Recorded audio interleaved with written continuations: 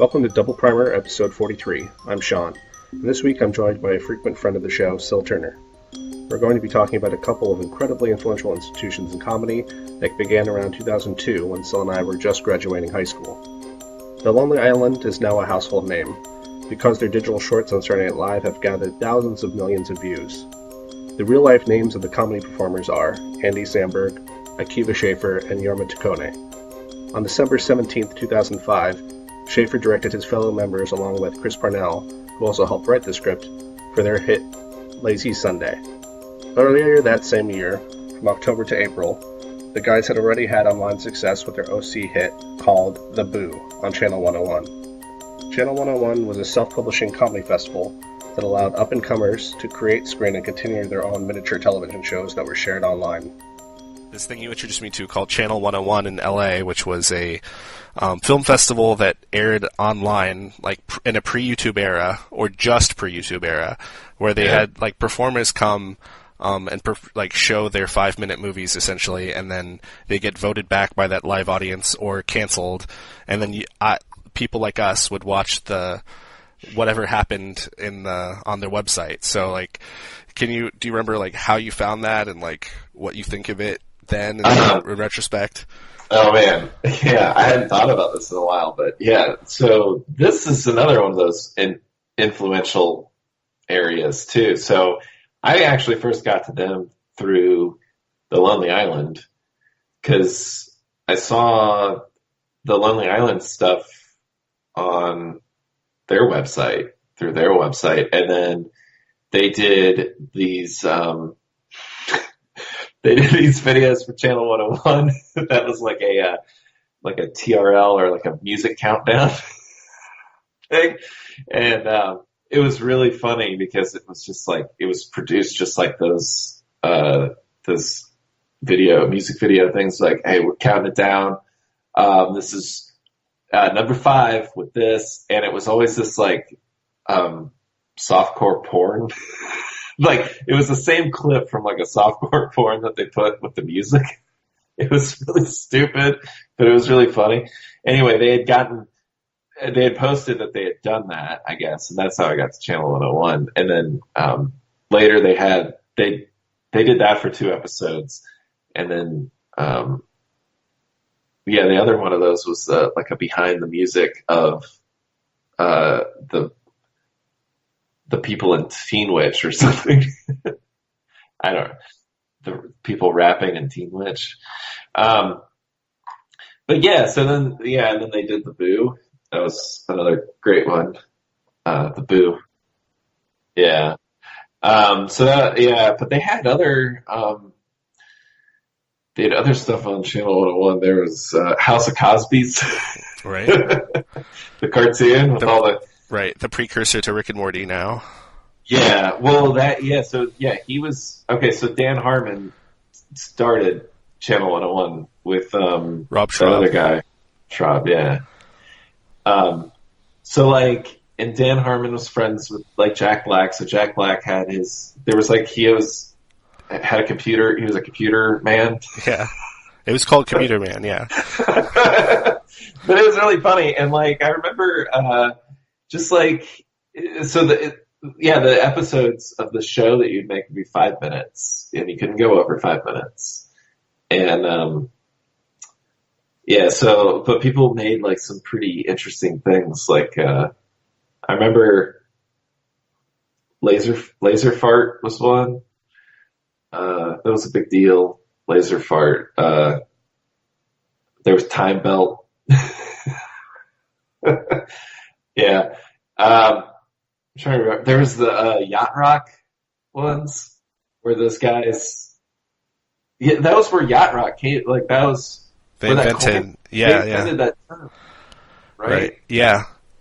So, like, I want to kind of jump in a second and kind of commiserate a little bit where... So, like, after you introduced me to this, it was like my...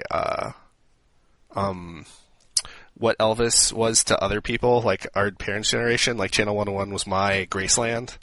Like, I so admired that, like, their thing of like the just DIY, go out and make your own thing kind of aesthetic. Yeah. And so like a lot of these things was that they used like the structure, the bones that we all know about from TV, like the tropes of other stuff, but then on a zero budget, just doing it themselves. So like they would have like in Chris Tallman's time belt, he had like a cardboard belt, and then he would like touch the belt, and then they would add like beep boop boop boop boop, and like, but just like pure commitment and pure joy. And then it was like, you know, all the best parts of punk and all the best parts of like, you know, that the positive part of the DIY experience. And then it was kind of like a kitchen for a lot of people that then went on to having, you know, decent professional careers. But it was like getting to see it raw, and then getting to see it before anyone made it, quote unquote. And also it was fun because you're kind of seeing them in real time, like work ideas out. So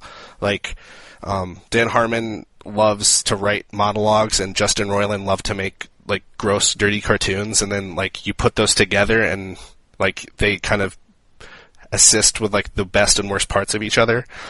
For Rick and Morty, for example. But yeah, like it was such a cool little window into like this creative world.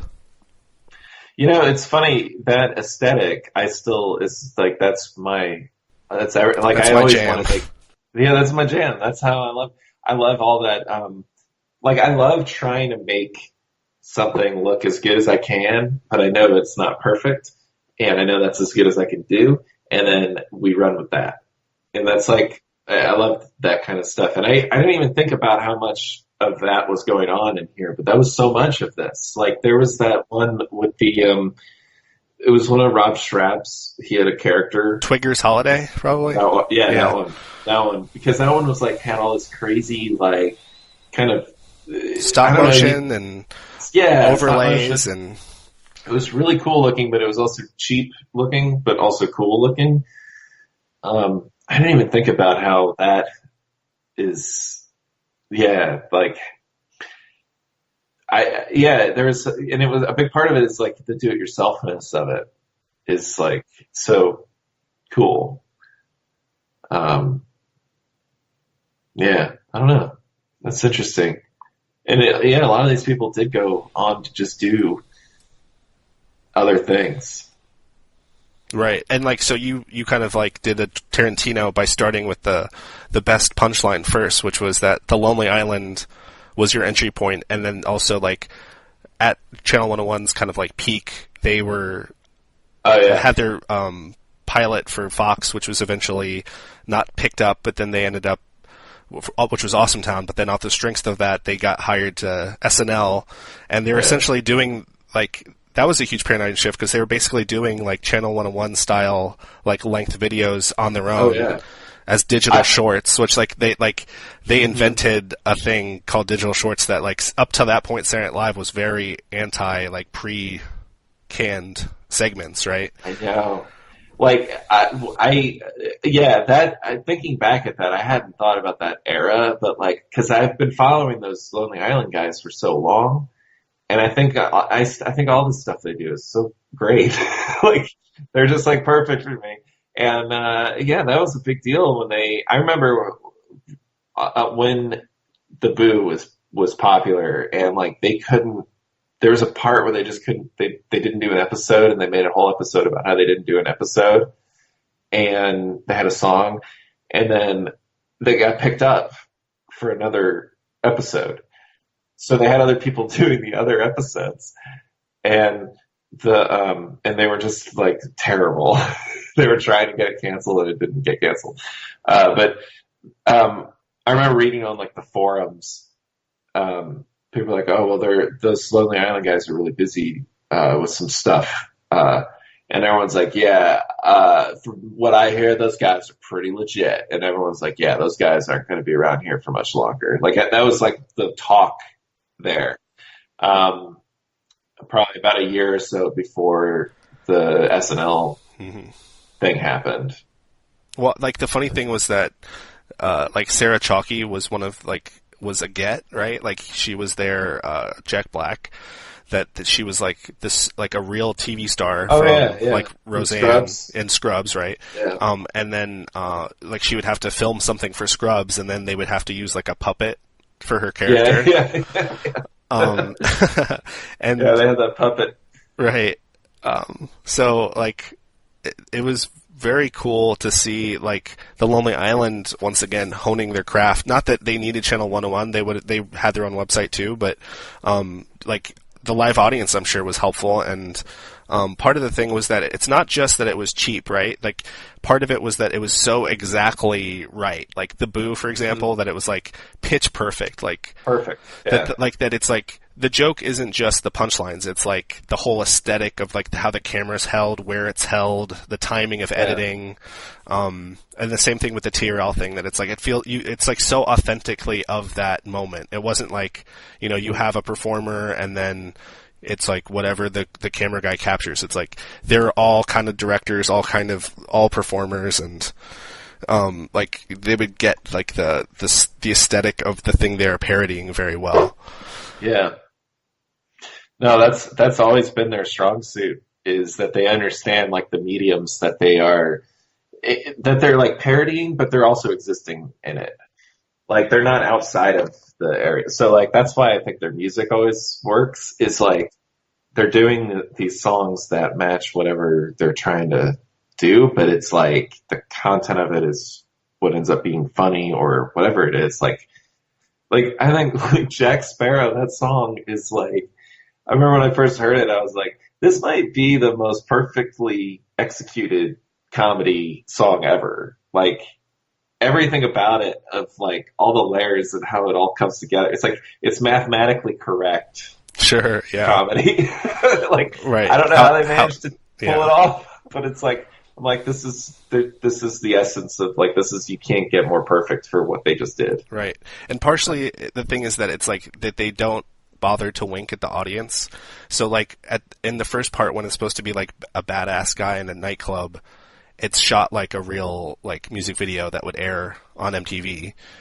It doesn't like show you like, oh, this is a parody song, right? That it's just It treats it so serious until like you get the joke on whatever timetable you get it. Yeah.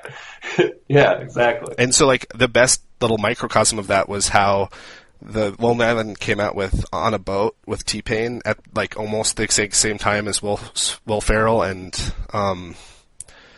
the Steve Rule, that guy. Mm-hmm. They did like Boats and Hoes, and it was like the exact same premise. It was like almost like it was almost like a improv contest where it's like, okay, the premise is parody the absurdity of rap videos and how like the ostentatiousness of being on a boat is all the content.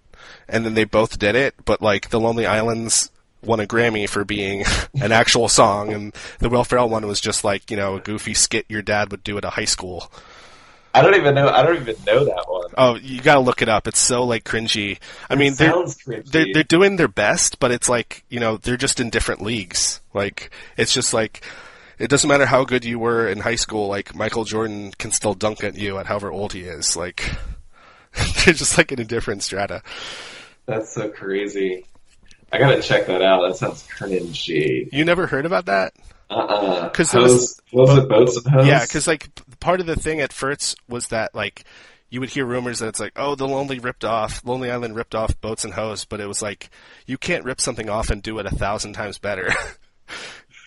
I don't know.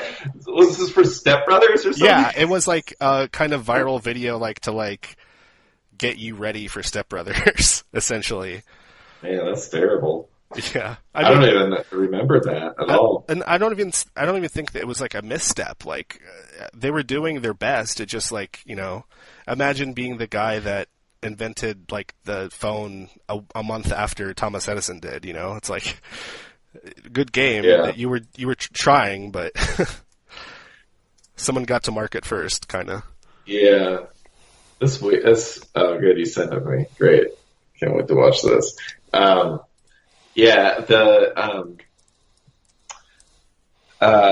was I going to say? Oh, like, I'm on a boat. What's hilarious about it is the absurdity of this. Like, they love the boat. Right. They're like obsessed with the boat. Yeah, so it's all about commitment to the boat. And it's like it's only ridiculous because they're picking up the things about a boat that are like, why are you so excited about this? Right. I don't know Boats and Hose. I guess I'll see that, but I'm assuming Hose is part of it. So like this is just about like how amazing this boat is. Right. Being on a boat, and then the boat is secondary. Right. I'm guessing. I don't know. Well, also, like, I don't think we can underestimate how important it is that they're actually good musicians. That, I mean, it's not, you're not going to get any extra credentials from like me, a white guy, saying that they're good musicians. But I truly do think that like it's good. Like it's like not embarrassing. You're not doing them a favor to listen to it. It's like it's good music. Yeah, they're really. That's another aspect of the Lonely Island that I love, is that their music is like really well crafted.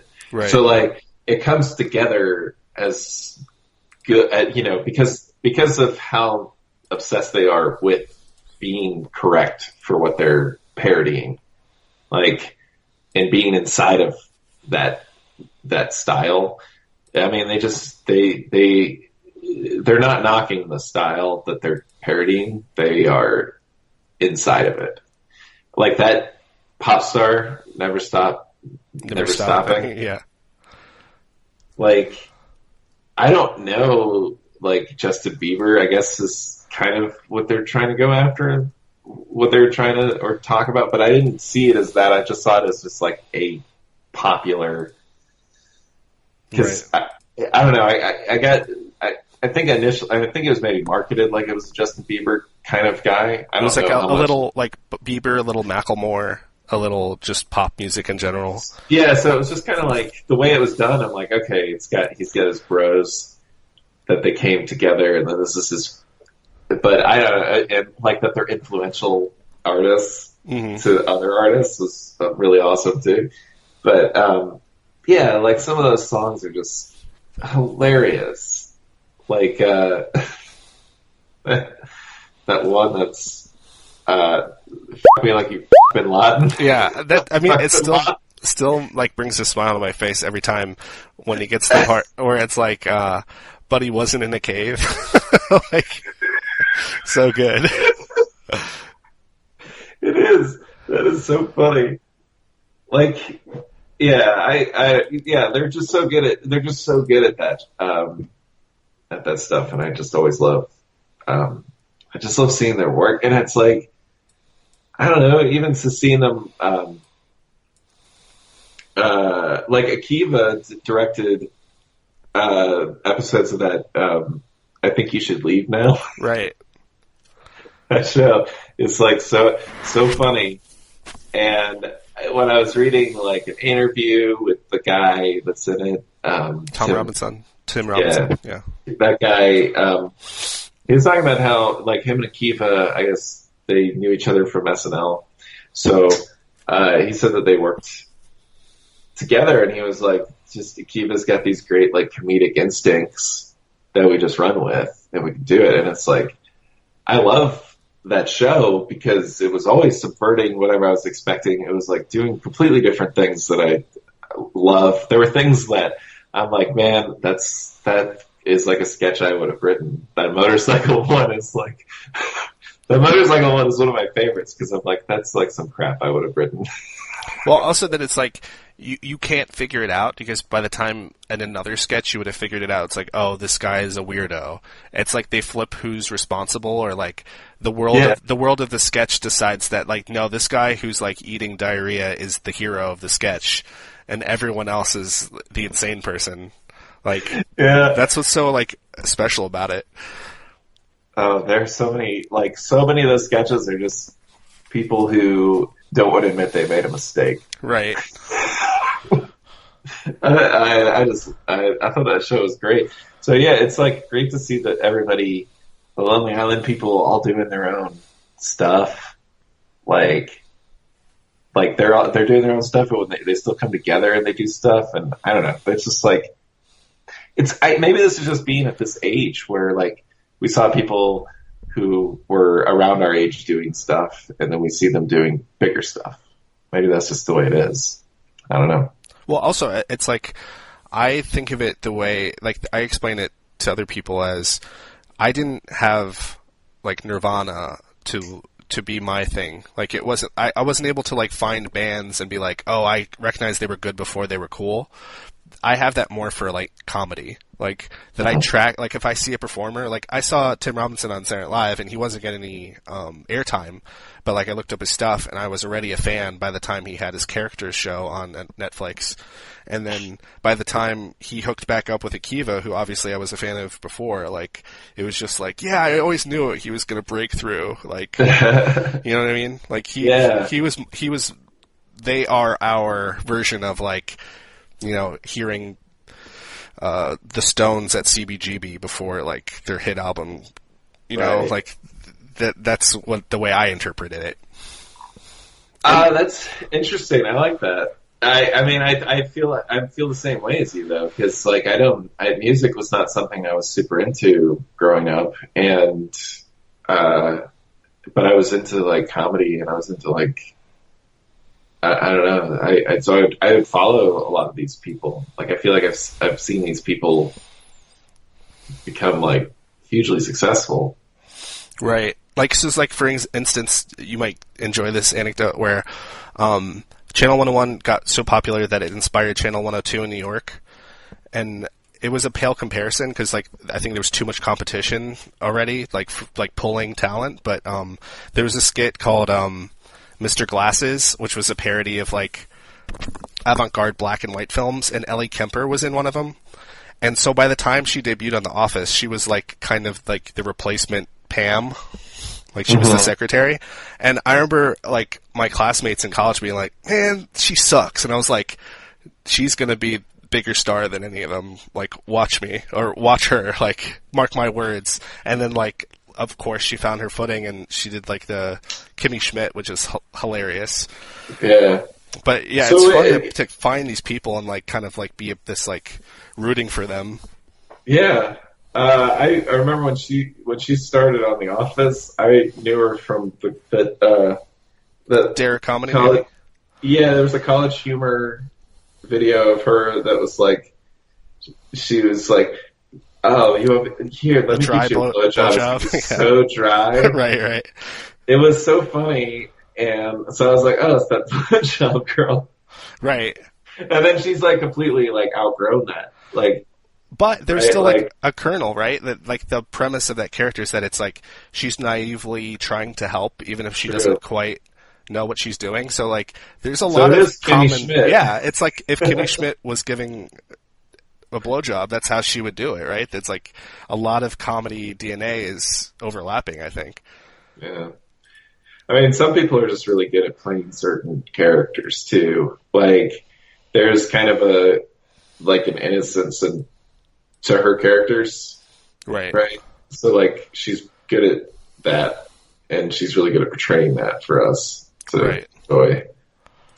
She's really good at, like, delaying, understanding. So, like, someone walks in and says, like, you know, I'm drunk, and then, like, a normal person would immediately make some, like, decisions, but, like, her characters are able to, like, stay in the moment and be like, oh, like, do you need help? And then, like, but, like, she's able to, like, stay one step back instead of, like, immediately jumping to, like, assuming what's going to happen next. Like, she does these, like, really good micro expressions, like she's, like, really listening. Yeah. When you know she's thinking about something else. Right. Yeah.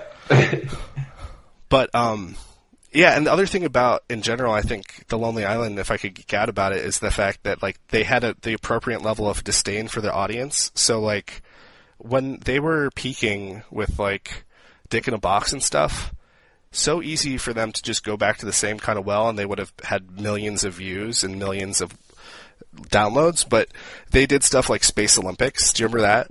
Yeah, I love Space Olympics. And it's like, I really appreciated, even if they didn't think of it this way, as, like, them thinking, like, no, we're going to do what we think is funny. And if that's, like, a alien guy with a cape like not budgeting for food on Mars. That's what we're going to do. It's not going to be a dick rap every week. Right. Yeah. They're also that I think they just are just comedy is just inside of them. So they just know timing and they know what they just know. It's just part of their nature at this point. So like Space Olympics is funny, but like I feel like a lot of their stuff they're right on this edge of like where they can have something that's like kind of a shock value kind of thing, but it's not shock value where it's not funny later. Like Fuck Me Like You Fuck Bin Laden is funny like in a shocking way initially, but then it's still funny when you listen to it again. Right. Where you're not shocked, you don't have a shock to you. I don't know, they're really good at this like balancing like things that are like extreme or, you know, like a dick in a box. But then it's on this razor's edge of like inappropriate but also like acceptable. Right. And and also like almost too I like the way I think of like the Birthday Boys where there's like it's more joyful than judgmental. So even Ross Trent, which is like one of their more like judgmental bits, it's like it's like he's having fun in his world, like we're like from his perspective, even though we're also thinking he's wrong and stupid, right? Like it's not they're not cruelly proving how stupid someone is. It's like you're enjoying like their journey in a way. Yeah. Yeah, like I mean, like Popstar is you feel for this character that could be a real Connor for real, yeah. Yeah, like you do feel for him. Like he's an idiot, but he's not like a complete asshole, I guess. I don't know how to describe it, but you feel bad for him. You want him to be successful somehow, even though he's kind of a garbage person. Mm-hmm.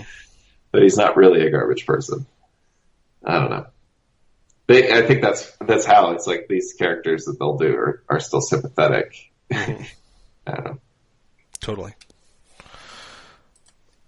Is there anything about Lonely Island that like you kind of lost track of, or that like you weren't like that you're confused about, or like that? Do you have any questions, or do you consider yourself kind of an expert about the Lonely Island? I mean, I probably know a lot about the Lonely Island, but I didn't really listen to the last album that I can. Now I'm thinking about it. I remember, like, in high school, I was, like, confused by the fact that, like, wait, they seem like kids, but yet somehow they know Brooke Shields. And I think it's because, like, the most mysterious part was that they were friends in high school, they were basically kind of, like, proto-versions of themselves, and then they went to, like, different colleges, but were still kind of in touch. And then by the time they came back after college, they were kind of, like, living their post-grad life together, and their apartment became like their headquarters, but they seemed younger than they were, but they already had like industry contacts from like their schools. Yeah. Yeah, I guess I don't really know like their kind of origin story. Like I feel like I've heard bits and pieces of what you've said, what you just said. Like I feel like I heard that they knew each other in high school and then they went to different colleges or something. Mm-hmm. I don't know. So yeah, that's kind of interesting. And like another like layer to the onion was the fact that at certain points Akiva was like, "Well, I'm just going to be a director at some point. I'm not going to be a performer anymore." And then Andy was like, "Well, I want to be a performer." So he was doing stand up, and because he was doing stand up, that's what let him get an audition for Lorne Michaels, and that's why he became the on-screen camera talent. Because like. I didn't even know that. Because like up to that point, the way that they handled things in videos, they would almost treat like Jorma was like the cute one, and it was almost like he would be more of the star. So like in the Boo, he was like the main character. He was like the son of a ninja, right? Yeah. And Andy was like his rival. And then by the time they got to Saturday Night Live, like, he was more of a performer and Jorma was more of a writer relative to each other because of how many stages they had been getting on. Right. You know, this is the SNL thing is I'm really glad that it worked out for them because, like, they let them do what they're good at. Of doing those digital shorts, because, like, they only had, like, one digital short before the Chronicles of Narnia one. It was they're, like, eating cabbage or lettuce or whatever it was. Yeah, I remember that, and I was like, well, I'm glad they're doing this, but, like, you know, I remember, like, there was, like, a Weekend Update bit because Bill Hader started the same season as them, and Bill Hader does all these, like, impressions. Right. So they did this, like, bit where Bill Hader would do an impression of somebody, and then Andy Samberg was like, I'm also really good at impressions. Here's my impression of, like, I don't know, of Martin Scorsese. I'm Martin Scorsese. What's going on? It was some bit like that, and that's all they did. Because I was like, man, because I knew that he didn't have, like, a huge range. Right. So, like, I was worried because I had seen Amy Poehler go on SNL, and I was so excited when she got on SNL, like, whenever that was, like 6 or 7 years before before this. And I was so excited because I loved her from UCB. So, but then, like, they didn't know how to use her when she first got on. Right. And, like, she you know, it's like a weird, SNL is not very, like, good at, especially when people are new. Like, you mentioned Tim Robinson was on there. Like, I didn't even know he was on there. Right. Until after the show came out, I was like, where did this guy come from? And then I find out he had a show. He had a show on Comedy Central. Right. Well, Detroiters, I didn't know. And then he was on SNL for a season as a actor. I don't know if he was a writer on it before or after that. But yeah, I was like, they're not very good at, if you don't just have something immediately, you may just, like, not go anywhere at SNL. And so it's like letting them do these digital shorts, like, put them at the top of SNL's, like, important people list pretty quickly. And, you know, this might be pure speculation, this little editorial, but in my head, the sort of story I tell is that Lorne Michaels remembers back to whenever Ben Stiller came on Saturday Night Live. Do you remember that? No. So back before the Ben Stiller show and way before Something About Mary, Ben Stiller made this video, this film version of a digital short, where he did, like, a parody of a Tom Cruise movie, The Color of Money. And it was, like, a spot-on impression. Like, he's been doing this his whole career, right? Like, these, like, kind of really interesting evocations of, like, Tom Cruise and whatever. So he made this thing, like, on spec, basically, and then Saturday Night Live, like, showed it and, like, hired him. But then, like, he's not good at being like Andy. He's not good at, like, I'll be Steve McQueen this week. It's like, I do what I do and I need to film it and I need takes or whatever. And so he left almost immediately to go do the Ben Stiller show? The Ben Stiller show with Bob Odenkirk, who was, like, you know, having fun with Chris Farley, but was like, I'm going to do it my way. And then eventually he ended up doing Mr. Show. But I wonder if Lorne Michaels was like, wow, I really, like, flushed like the next big thing by not encouraging what he wanted to do, and he was like, well, these guys are the next Ben Stiller, I'll just let them, I don't understand it, but I'll let them do Laser Cats or whatever. That's interesting. That's an interesting speculation. Because, like, just because it was, like, the exact same model of, like, him bringing a fully completed package and then them just airing it. Yeah. Yeah, that's interesting. So there's, my thought on it is that, because Daryl Hammond did the, Lazy Sunday rap with them. Chris Parnell. Or Chris Parnell. Yeah. Yeah, Chris Parnell did that Lazy Side. He'd been there for a while. And he'd been doing, like, white guy raps on Weekend Update. Yeah, so it was like a way for them to show what they can do. Right, get their foot in the door.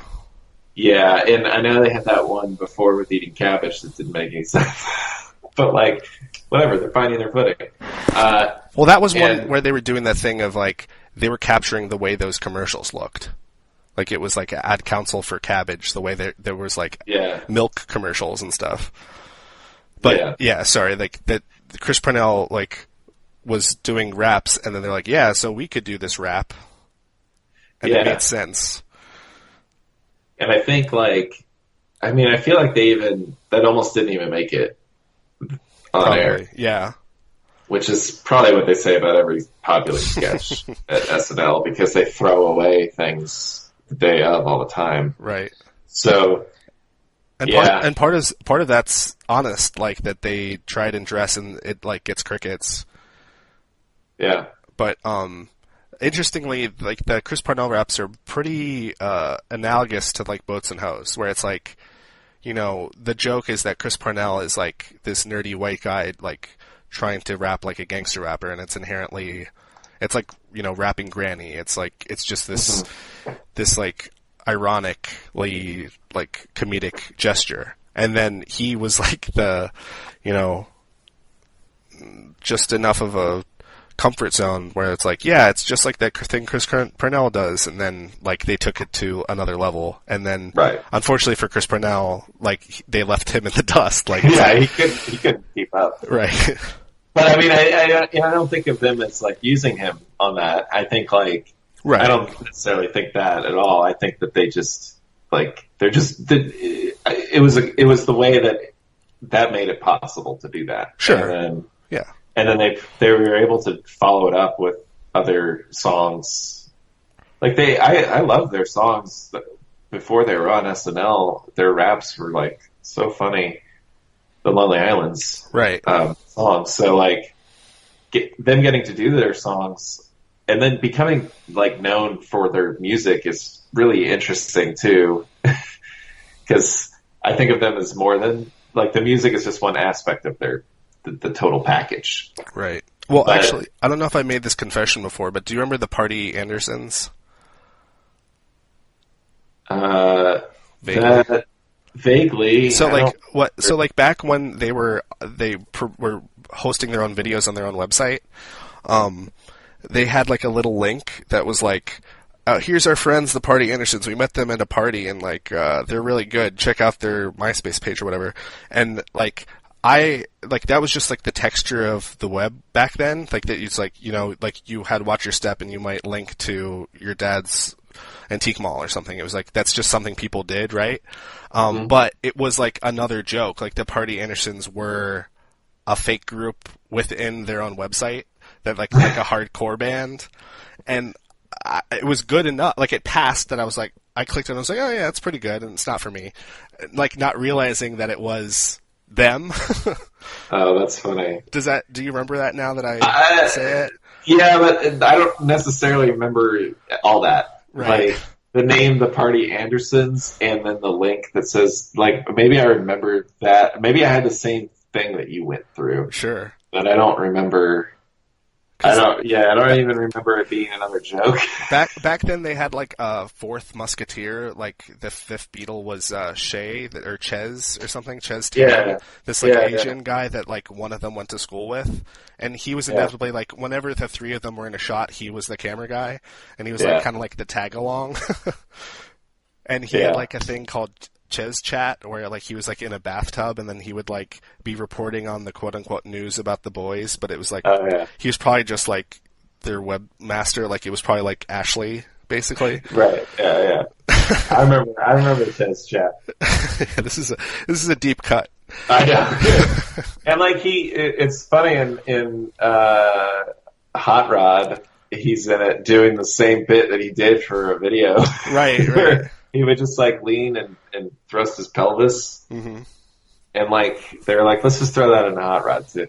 Sure, yeah. I mean, so, like, that idea of, like, all these, like, just more and more jokes, and everything's just a joke. And like, I mean, obviously we've been playing with that kind of stuff forever, but like, it's always been so appealing to me to have these things just continue to out into the real world.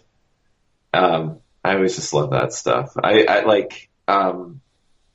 remember reading that whenever A Mighty Wind had come out, the characters that they called them the folksmen, I guess, that group, which was just the same guys in Spinal Tap. Right, and they would apparently open for themselves. Yeah, apparently they would open for Spinal Tap and sometimes get booed off stage because people didn't know that was them. Yeah. And I just thought, whenever I read that, I'm like, this is like, why, this would be the best thing to do. Is just, you're just making up a bunch of bits that just go out into the world and you get to just do it. And then later on, somebody like me reads about it. I'm like, man, I wish I was there for those bits.